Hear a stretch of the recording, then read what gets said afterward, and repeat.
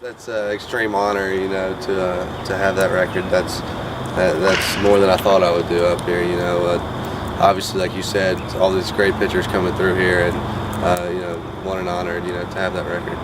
We could tell right off the bat that he was really focused, and he had command of all three pitches. So, you know, he was just strike zone. Every pitch was in the strike zone, regardless of his fastball, his slider, or his cutter. And they weren't even making contact. So early on, we knew it was going to be something special.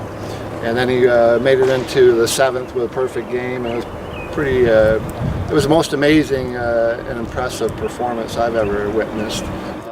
You know, I felt like I had a good fastball velocity. Slider was great for strikeouts, and also threw some cutters in there to keep hitters off balance. You know, my catcher Casey Oliver, he called pitches that game, and he called a great game.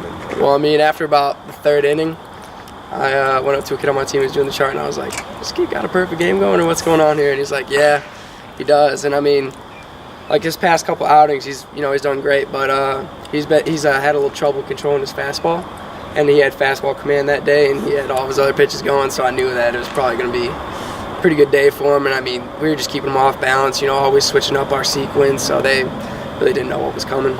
He had 3 outings before that one. They were all 5-inning outings. So, you know, we were planning on him being a 5 to 6 inning guy. And when he got done with 6 innings and he still had a perfect game going, there's no way you can take him out. And so he got into the 7th, and you know, he wasn't really laboring. He was pretty efficient.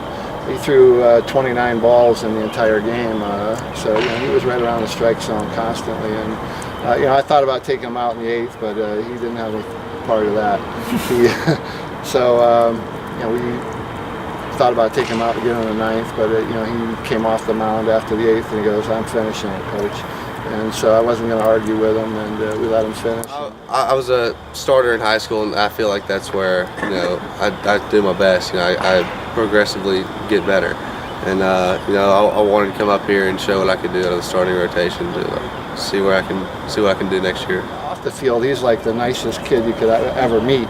But once he gets out on the field, he's so focused and so much a competitor that's just fun to watch.